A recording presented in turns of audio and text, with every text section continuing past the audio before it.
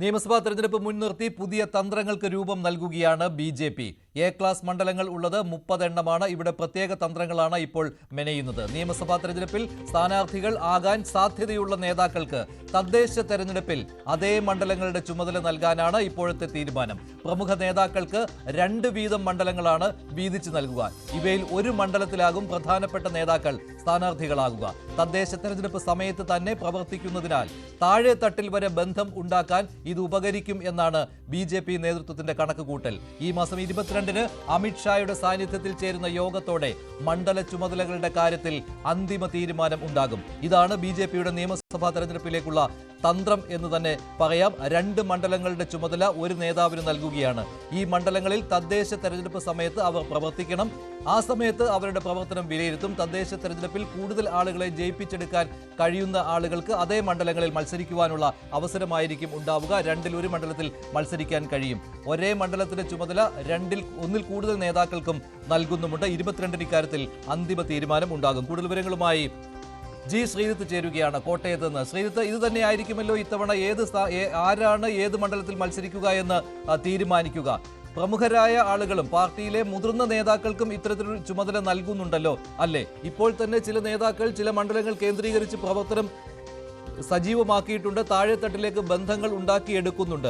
അതിൽ കഴിഞ്ഞ തവണ മത്സരിച്ച് തോറ്റ മണ്ഡലങ്ങളും ഉൾപ്പെടുന്നുണ്ട്. അതുകൂടി പരിഗണിച്ചാണോ ഇവർക്ക് മണ്ഡലങ്ങളുടെ ചുമതല നൽകുക? അതായത് ഒരു നേതാവിന് 2 മണ്ഡലങ്ങളുടെ ചുമതല, ചിലപ്പോൾ ഒരേ മണ്ഡലങ്ങളുടെ ചുമതലയിൽ തന്നെ ഒന്നിലേറെ നേതാക്കൾ വന്നേക്കാം. ഇങ്ങനെയൊക്കെ ഒരു രൂപരേഖയല്ലേ ഇപ്പോൾ ഉണ്ടാക്കുന്നത്?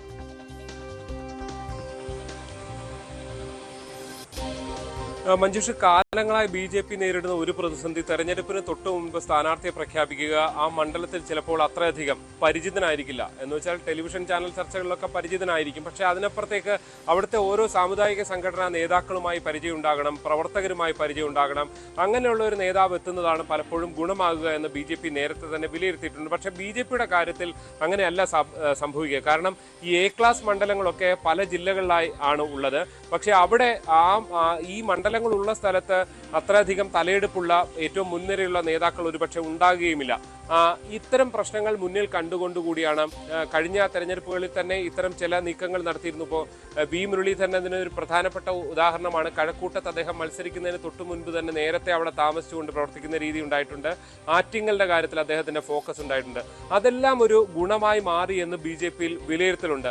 അതൊരു റോൾ മോഡൽ, ഫലത്തിലൊരു മണ്ഡലത്തെ നോക്കി നടത്തി അവിടെ ജയിക്കുക എന്നുള്ളത്, ആ തന്ത്രം ബി.ജെ.പി. ഫലത്തിൽ സംസ്ഥാന വ്യാപകമായി പയറ്റാൻ പോകുന്നു എന്നുള്ളതാണ്. അവിടെ ഇങ്ങനെയാണ് അതിൻ്റെ, മഞ്ജുഷ് നേരത്തെ ചൂണ്ടിക്കാണിച്ച പോലെ തന്നെയാണ് സാഹചര്യം. അതായത് ഏതെങ്കിലും ഒരു മണ്ഡലത്തിൽ ഏറ്റവും സാധ്യതയുള്ള നേതാവാരോ അയാൾക്ക് തദ്ദേശ തെരഞ്ഞെടുപ്പിൽ തന്നെ ആ മണ്ഡലത്തിന്റെ ചുമതല കൊടുക്കുക. അദ്ദേഹം 2ാമത് സാധ്യതയുള്ള മറ്റൊരു മണ്ഡലം ഉണ്ടെങ്കിൽ അവിടെയും ചുമതല കൊടുക്കുക. ഇതേ മണ്ഡലങ്ങളിൽ തന്നെ പ്രമുഖ നേതാക്കൾ ഉണ്ടെങ്കിലും പിന്നീട് ആരാണ് സ്ഥാനാർത്ഥിയാകാൻ സാധ്യതയുള്ളത് അതുകൂടി മുന്നിൽ കണ്ട് അവർക്കും ചുമതലകൾ നൽകുന്നുണ്ട്. ഫലത്തിൽ തദ്ദേശ തെരഞ്ഞെടുപ്പ് പ്രവർത്തനങ്ങളുടെ ഏകോപനമാണ് അവിടെ ലക്ഷ്യം വെക്കുന്നത്. അതിലൂടെ ഈ താഴെ തട്ട് വരെയുള്ള അവിടുത്തെ സാമുദായിക നേതാക്കൾ, അങ്ങനെ എല്ലാ നേതാക്കളുമായി, എല്ലാത്തരം ആളുകളുമായി, ആ പ്രദേശവുമായും വളരെ ചുരുങ്ങിയ സമയം കൊണ്ട് തന്നെ തെരഞ്ഞെടുപ്പ് കാലമായതുകൊണ്ട് ബന്ധമുണ്ടാക്കിയെടുക്കാൻ സാധിക്കും എന്നുള്ളതാണ്. പ്രധാനമായും എ ക്ലാസ് മണ്ഡലങ്ങൾ ഏതാണ്ട് 30 മണ്ഡലങ്ങളാണുള്ളത്. ആ മണ്ഡലങ്ങൾ കേന്ദ്രീകരിച്ചാണ് ഏറ്റവും പ്രധാനപ്പെട്ട നേതാക്കൾക്ക് ഉള്ളത് ചുമതലകൾ നൽകുക. പല നേതാക്കൾക്കും ഇതിനകം തന്നെ ഇപ്പൊ രാജീവ് ചന്ദ്രശേഖരന്റെ കാര്യത്തിൽ അദ്ദേഹം നേമത്ത് മത്സരിക്കും എന്നുള്ളതാണ് ഏതാണ്ട് അവസാന വരെയുള്ള സൂചന. പക്ഷേ ഇതിന്റെയൊക്കെ മറ്റൊരു സാധ്യത കൂടി ബി.ജെ.പി. പരിഗണിക്കുന്നത്, അവസാന ഘട്ടത്തിൽ അവിടെ ആരൊക്കെയാണ് എതിർ സ്ഥാനാർത്ഥി വരിക. അവിടെ ഇപ്പം മറ്റൊരാളാണ്, രാജീവ് ചന്ദ്രശേഖരന് പകരം മറ്റൊരാളാണ് മത്സരിച്ചാൽ കൂടുതൽ ഗുണമാകുക എന്ന ഏറ്റവും അവസാന ഘട്ടത്തിൽ തെരഞ്ഞെടുപ്പിന് തൊട്ട് മുൻപ് ഒരു ചിന്ത വന്നാൽ ഇത്തരം ഷിഫ്റ്റുകൾ, അങ്ങോട്ടും ഇങ്ങോട്ടും മാറ്റലുകൾ ഉണ്ടാകുക. ഇതൊക്കെയാണ് ബി.ജെ.പി. ആഗ്രഹിക്കുന്നത്. അതിനാണ് ഈ ഒന്നിലധികം മണ്ഡലങ്ങളിൽ പ്രവർത്തന പരിചയം ഉണ്ടാക്കിയെടുക്കുന്ന ഫലത്തിലൊരു പരിശീലനത്തിലേക്ക് ബി.ജെ.പി. പോകുന്നത്. ഇതിന്റെ ഒരു ആദ്യപടി എന്ന് തന്നെ പറയാമല്ലോ, അല്ലെങ്കിൽ ഒരു അന്തിമ രൂപം നൽകുന്ന ഒന്നാകുമല്ലോ അമിത്ഷായുടെ വരവ്. അമിത്ഷായുടെ വരവിനൊപ്പം തന്നെ പാർട്ടിയുടെ ഒരു സംസ്ഥാന ശില്പശാലയും സംഘടിപ്പിച്ചിട്ടുണ്ട് 23-ാം തീയതി. അതോടുകൂടി ഒരു അന്തിമ രൂപം ഇക്കാര്യത്തിൽ ഉണ്ടാകുമല്ലോ. മുൻപ് കഴിഞ്ഞ തവണയെ കണ്ടത്, അല്ലെങ്കിൽ അതിനു മുമ്പുള്ള തെരഞ്ഞെടുപ്പൊക്കെ എടുത്ത് നോക്കിയാൽ ബി.ജെ.പി. കുറച്ച് നേട്ടമുണ്ടാക്കിക്കൊണ്ടിരുന്ന വോട്ട് വർധന ഉണ്ടാക്കിക്കൊണ്ടിരുന്ന വർഷങ്ങൾ നോക്കുകയാണെങ്കിൽ ഒരു തവണ ഒരു മണ്ഡലത്തിൽ പരമാവധി വോട്ടുകൾ നേടിയ ശേഷം അടുത്ത തവണ മറ്റൊരു മണ്ഡലത്തിൽ പോയി അതേ സ്ഥാനാർത്ഥി മത്സരിക്കുന്നതാണ് കണ്ടുവരുന്നത്. ഉദാഹരണത്തിന് ശോഭാ സുരേന്ദ്രന്റെ കാര്യവും കെ സുരേന്ദ്രന്റെ കാര്യവും ഒക്കെ അങ്ങനെയാണ്. അപ്പോൾ ആ ഒരു കാര്യം ഇനി തൊട്ട് ഒഴിവാക്കണം എന്നത് കേന്ദ്ര നേതൃത്വം നിർദ്ദേശം നൽകിയിട്ടുണ്ട് എന്ന് സംസ്ഥാനത്തെ പല നേതാക്കളും പറഞ്ഞിട്ടുള്ളതാണ്. പക്ഷേ ഇതല്പം വൈകിപ്പോയോ എന്നുള്ള ഒരു ചോദ്യം കൂടിയില്ലേ? ഇനിയിപ്പോൾ സംസ്ഥാന നിയമസഭാ തെരഞ്ഞെടുപ്പിന് ഒരു വർഷത്തിൽ താഴെ സമയമേ ഉള്ളൂ. അപ്പോൾ ഈ മണ്ഡലങ്ങൾ എവിടെ കോൺസെൻട്രേറ്റ് ചെയ്യണം എന്ന കാര്യത്തിൽ ഇതിനു മുൻപും ചില അനൌദ്യോഗികമായ നിർദ്ദേശങ്ങൾ നൽകിയിട്ടുണ്ടായിരുന്നതല്ലേ? ഇപ്പോൾ ഉദാഹരണത്തിന് PK കൃഷ്ണദാസിന്റെ കാര്യം എടുക്കുകയാണെങ്കിൽ അദ്ദേഹം കാട്ടാക്കടയിൽ ആഴ്ചയിൽ ഒരു 4 ദിവസമെങ്കിലും പ്രവർത്തിക്കുന്നുണ്ട്. അപ്പോൾ അദ്ദേഹം ആ മണ്ഡലം ഉറപ്പിച്ചിരിക്കുകയാണ്, ആ മണ്ഡലത്തിൽ തന്നെ മത്സരിക്കും എന്നുള്ള കാര്യം.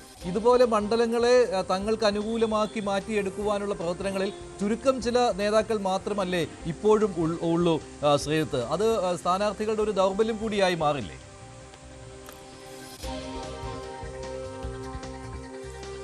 മഞ്ജുഷ്, അതൊരു ശരിയായ നിരീക്ഷണം തന്നെയാണ്. BJPയിൽ ഇങ്ങനെയുള്ള അഭിപ്രായം, ഇപ്പോൾ V മുരളീധരന്റെ കാര്യത്തിൽ അദ്ദേഹം അവിടെ നിന്ന് പ്രവർത്തിച്ചുകൊണ്ടാണ് അത്രയും ഗുണമുണ്ടായത് എന്ന അഭിപ്രായം പറയുകയും അത് പലയിടത്തും അത് പ്രാവർത്തികമാക്കണമെന്നൊക്കെ പറയുകയും ചെയ്യുമ്പോൾ അത്തരത്തിൽ മണ്ഡലത്തിലെ പൊതുപ്രശ്നങ്ങളടക്കം ഇടപെട്ട് പ്രവർത്തിക്കുന്ന രീതി BJPയിൽ ഇപ്പോഴും പരിപൂർണമായും സാധ്യമായിട്ടില്ല എന്ന് തന്നെ പറയേണ്ടി വരും. വീണ്ടും മഞ്ജുഷ് നേരത്തെ ചൂണ്ടിക്കാണിച്ച പോലെ PK കൃഷ്ണദാസ് കാട്ടാക്കട ഫോക്കസ് ചെയ്യുന്നു, അല്ലെങ്കിൽ V മുരളീധരൻ കഴക്കൂട്ടത്ത് നിൽക്കുന്നു, അവിടെയൊക്കെ തന്നെ ഫോക്കസ് ചെയ്തുകൊണ്ട് പ്രവർത്തിക്കുന്നു. ഇങ്ങനെ ചില നേതാക്കൾ പ്രവർത്തിക്കുന്നുണ്ട് എന്നുള്ളത് വസ്തുതയാണ്. ഇപ്പോൾ ശോഭാ സുരേന്ദ്രൻ കഴിഞ്ഞ ലോക്സഭാ തെരഞ്ഞെടുപ്പിന് ശേഷം പ്രഖ്യാപിച്ചത് താൻ ആലപ്പുഴയിൽ തന്നെ നിന്ന് പ്രവർത്തിക്കും എന്നുള്ളതാണ്. ആലപ്പുഴയിൽ ആഴ്ചയിൽ നിരവധി ദിവസങ്ങളിൽ ശോഭാ സുരേന്ദ്രൻ എത്തുന്നുണ്ട്, അവിടെ നിരവധി പരിപാടികളിൽ പങ്കെടുക്കുന്നുണ്ട്. ഒരു പരിധിവരെ ഒരുപക്ഷെ കായംകുളം സീറ്റിൽ ശോഭാ സുരേന്ദ്രൻ മത്സരിച്ചേക്കും എന്നുള്ളതാണ് ഒരു ചർച്ച ഫലത്തിൽ നടക്കുന്നത്. അതേപോലെ തന്നെയാണ്, അതാണ് ഒരു സാധ്യത. പക്ഷെ അവിടെ എതിർ സ്ഥാനാർത്ഥികൾ ആര് എന്നതും BJP പരിഗണിക്കുന്നുണ്ട്, ശോഭയും പരിഗണിക്കുന്നുണ്ട്. അപ്പുറത്ത് തൃശ്ശൂരാണ് മറ്റു സാധ്യതയുള്ള ഒരു സ്ഥലം. അപ്പോൾ അവിടെയും ശോഭാ സുരേന്ദ്രൻ വാർഡ് തല കമ്മിറ്റികളിലടക്കം പ്രവർത്തിക്കുന്നുണ്ട്. അങ്ങനെ പല നേതാക്കളും മുതിർന്ന നേതാക്കളും ഇതിനകം തന്നെ പ്രവർത്തിച്ച് മുന്നോട്ട് പോകുന്നുണ്ട്. അതായത് ജയസാധ്യത മുന്നിൽ കണ്ടുള്ള നേതാക്കൾ പലയിടത്തും പ്രവർത്തിക്കുന്നുണ്ട്. പക്ഷേ ഈ ഒരു ഏറ്റവും അവസാന സമയത്തെ ഇനിയൊരു 6-7 മാസം ഉണ്ടെങ്കിലും ഈ ഒരു സമയത്തെ പ്രവർത്തനം ഗുണം ചെയ്യും. പ്രത്യേകിച്ച് ഈ തദ്ദേശ തെരഞ്ഞെടുപ്പിൽ ഒരു തെരഞ്ഞെടുപ്പ് പ്രവർത്തനം തന്നെയാണല്ലോ യഥാർത്ഥത്തിൽ പരിപൂർണമായൊരു ഇലക്ഷൻ മിഷനറി വർക്കാണ് നടക്കുക. ആ സമയത്തെ പ്രവർത്തനത്തിലൂടെ തന്നെ ഈ മണ്ഡലത്തിൽ കാര്യമായി സ്വാധീനം ചെലുത്താനും അവിടെ പ്രവർത്തിക്കാനും ഒക്കെ കഴിയും. അവിടുത്തെ പോരായ്മകൾ എന്ത് എന്ന് മനസ്സിലാക്കാൻ കഴിയും. ഏതൊക്കെ മേഖലകളിലാണ് വോട്ട് വന്നത്, വോട്ട് പോകുന്നത് എന്ന് മനസ്സിലാക്കാൻ കഴിയും. ഫലത്തിൽ തദ്ദേശ തെരഞ്ഞെടുപ്പ് ഒരു സെമി ഫൈനലായി തന്നെ BJP കാണുന്നു എന്ന് വേണം മനസ്സിലാക്കാൻ. അതിന്റെ ഭാഗമായി കൂടിയാണ് ഇത്തരം നീക്കങ്ങൾ ഫലത്തിൽ നടക്കുന്നത്. ഇതിലേറ്റവും പ്രധാനപ്പെട്ടത് ഇപ്പോൾ 30 A ക്ലാസ് മണ്ഡലങ്ങൾ BJP നിർവഹിച്ചു വെച്ചിട്ടുണ്ടെങ്കിലും അതിൽ തിരുവനന്തപുരത്തെ 5 മണ്ഡലങ്ങളും തൃശ്ശൂരിലെ 3-4 മണ്ഡലങ്ങളും ഇതാണല്ലോ ഏറ്റവും പ്രധാനമായിട്ടുള്ളത്. പിന്നെ മഞ്ചേശ്വരം മണ്ഡലം, അതുപോലെ തന്നെ പാലക്കാട് മണ്ഡലം. അപ്പോൾ ഈ സ്ഥലങ്ങളിൽ ആരൊക്കെയാണ് കോൺസെൻട്രേറ്റ് ചെയ്യേണ്ടത് എന്നുള്ള കാര്യത്തിൽ ഇപ്പോൾ ഒരു ധാരണയായിട്ടുണ്ടോ? പലരുടെയും പേരുകൾ ഇങ്ങനെ സ്ഥാനാർത്ഥി പട്ടിക എന്ന രീതിയിൽ പ്രചരിക്കുന്നുണ്ട് എങ്കിൽ പോലും ഈ തദ്ദേശ ഭരണ തെരഞ്ഞെടുപ്പിൽ ആർക്കൊക്കെ ചുമതല നൽകണം എന്ന കാര്യത്തിൽ ഒരു ഏകദേശ ധാരണ, നമുക്ക് അങ്ങനെ പേര് പറയാവുന്ന ഒരു സാഹചര്യത്തിലേക്ക് എത്തിയിട്ടുണ്ടോ ശ്രീജിത്ത്?